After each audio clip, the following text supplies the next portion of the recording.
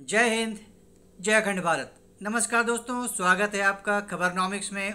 उम्मीद करता हूँ आप सभी कुशल मंगल होंगे। मैंने लास्ट टाइम भी कहा था, अगर आपको मेरे वीडियोस नज़र नहीं आते आपके यूट्यूब स्क्रीन पे तो आप सर्च में जाइए और खबरनॉमिक्स टाइप कीजिए और फिर सर्च कीजिए, आपको मेरे सारे वीडियोस मिल जाएंगे। मैं विदाउट फेल हर दिन वीडियो अपलोड करता हूँ। कई बार यूट्यूब इम्प्रेशन नहीं भेजता है, इसलिए आपको पता नहीं चलता है कि मैंने वीडियो अपलोड किया है कि नहीं किया, लेकिन विदाउट फेल मैं वीडियो अपलोड करता हूँ हर दिन। तो अगर आप सर्च करेंगे खबरनॉमिक्स टाइप करके तो आपको डेफिनेटली मिल जाएंगे मेरे वीडियोस हर दिन के। चलिए आगे बढ़ते हैं। यूरोप या कहते हैं यूरोपियन यूनियन और अमेरिका में अब बिल्कुल ठन गई है। ये यूक्रेन रशिया वॉर ऐसा हो गया है कि अब ये अच्छे दोस्तों को भी दुश्मन बना रहा है। और ये काइंड ऑफ दुश्मनी क्यों बढ़ती जा रही है या बनती जा रही है, नए काइंड ऑफ दुश्मनी अमेरिका और यूरोपियन यूनियन की, यूक्रेन इसका सबसे बड़ा कारण है। अब अमेरिका हम सब जानते हैं बिल्कुल खिलाफ है, अब हो चुका है यूक्रेन के, बिल्कुल कोई सपोर्ट नहीं देने को तैयार है यूक्रेन को, सीज फायर करवाने पर बिल्कुल अड़ा हुआ है। प्रो रशिया बिल्कुल बन चुके हैं ट्रंप। हर बात, हर उनके जो स्टेप हैं, हर जो उनके स्टेटमेंट्स हैं वो प्रो रशिया आते हैं। आज के डेट में हमेशा वो रशिया का ही पक्ष लेते हुए नज़र आते हैं। तो कुछ भी करके जैसे भी हो वो इस लड़ाई को ख़त्म करवाना चाहते हैं, सीज़ फायर करवाना चाहते हैं। उन्होंने 30 डेज़ का सीज़ फायर का फॉर्मूला भी निकाला है, जिसके लिए जेलेंस्की तैयार भी हो गए। अब हालांकि जेलेंस्की के तो कुछ दूसरे ही प्लान्स हैं कि ये 30 दिन का सीज़ फायर हो जाएगा, उसके बाद वो फिर से इनको टाइम मिल जाएगा रीग्रुप करने का और अपने आप को वापस खड़ा करने का। और जाहिर सी बात है पुतिन तो इसके लिए तैयार हैं नहीं और ना ही होंगे। पुतिन के अपने ही टर्म्स हैं जो कि अमेरिका और किसी को मंजूर नहीं है। अब यूरोपियन यूनियन भी अब अमेरिका के खिलाफ होता चला जा रहा है, क्योंकि यूरोपियन यूनियन का व्यू ये है कि वो यूक्रेन को सपोर्ट करेंगे। ट्रूप्स भेजने की अगर बात हो रही है तो शायद वो भेज भी दें। ब्रिटेन और फ्रांस बहुत ज़्यादा अब ईगर हैं, बहुत ज़्यादा तैयार हैं अपने ट्रूप्स भेजने के लिए यूक्रेन में। So called peace keeping force के नाम से ये जाएंगे, लेकिन ट्रूप जाएगी यूक्रेन के अंदर। अब ट्रूप वहाँ जाएगी तो सिर्फ दूर खड़ के होके बैठने के लिए तो नहीं जाएगी, जाहिर सी बात है लड़ेगी रशिया के खिलाफ। तो अब अभी 2 देश तैयार हैं, हो सकता है आगे चलकर यूरोपियन यूनियन में और भी देश खड़े हो जाएं कि चलो ठीक है जी, हम भी अपने सैनिक भेजेंगे, हम भी अपनी सेना भेजेंगे। और करते करते एक बहुत बड़ी जमात इकट्ठा हो जाएगी सैनिकों की, जो यूक्रेन जाकर स्टेशन हो जाएगी, वहाँ चली जाएगी यूक्रेन का साथ देने के लिए रशिया के खिलाफ। अब ये सब अमेरिका को बिल्कुल सही नहीं लग रहा है, बिल्कुल एक्सेप्ट नहीं हो रहा है, उसके गले नहीं उतर रहा है कि मैं बिल्कुल मेरी ये बात कैसे टाल रहे हैं।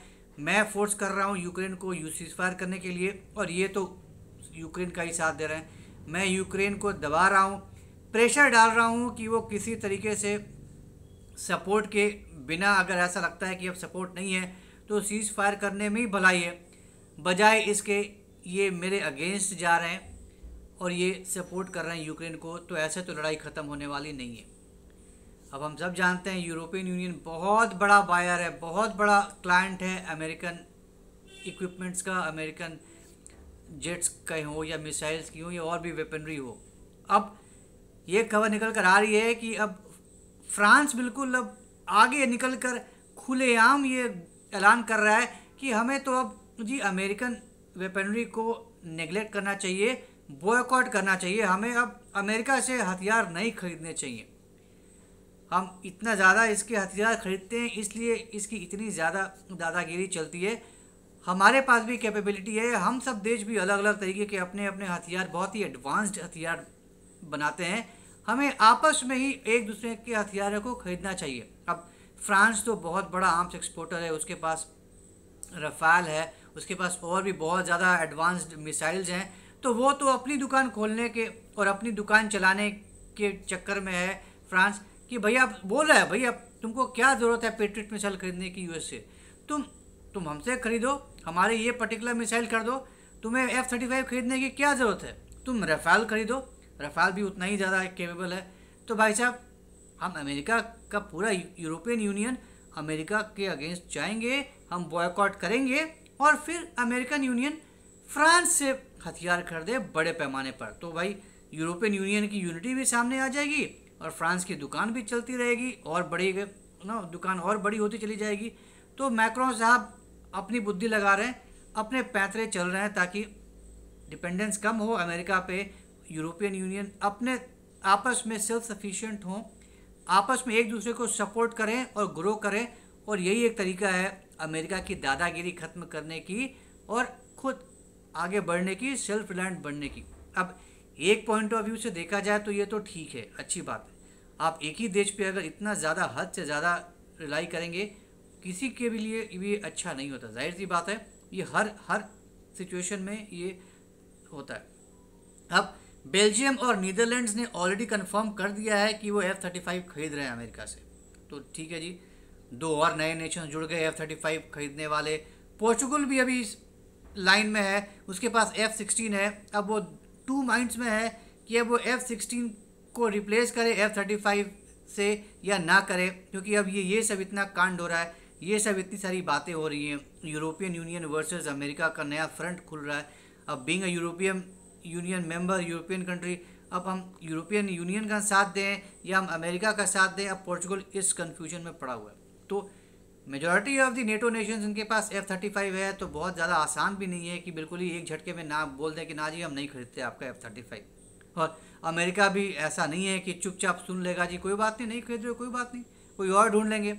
इतना आसान तो है नहीं अमेरिका को फुसलाना या फिर बोल देना, कड़क के बोल देना और अमेरिका शांत होकर बैठ जाएगा। वो भी नए नए पैंतरे निकाल कर आएगा, वो भी नया नया प्रेशर टैक्टिक्स अप्लाई करेगा ताकि उसकी दुकान चलती रहे। बहुत बड़ा दुनिया का सबसे बड़ा आर्म्स सप्लायर है अमेरिका, तो वो ये भी नहीं चाहेगा कि उसकी बिजनेस पे कोई फ़र्क पड़े, उसका धंधा मंदा हो।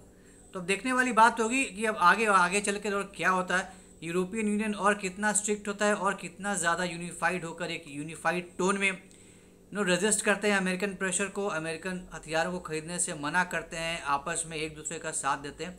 आप भी कमेंट करके ज़रूर बताइएगा कि क्या ये पॉसिबल है कि अमेरिकन यूनियन अमेरिका का हथियार ना खरीद के अपना ही हथियार बेचना शुरू कर दे आपस में एक दूसरे को, या बिना अमेरिका के इनका नहीं चलने वाला। कमेंट करके ज़रूर बताइएगा।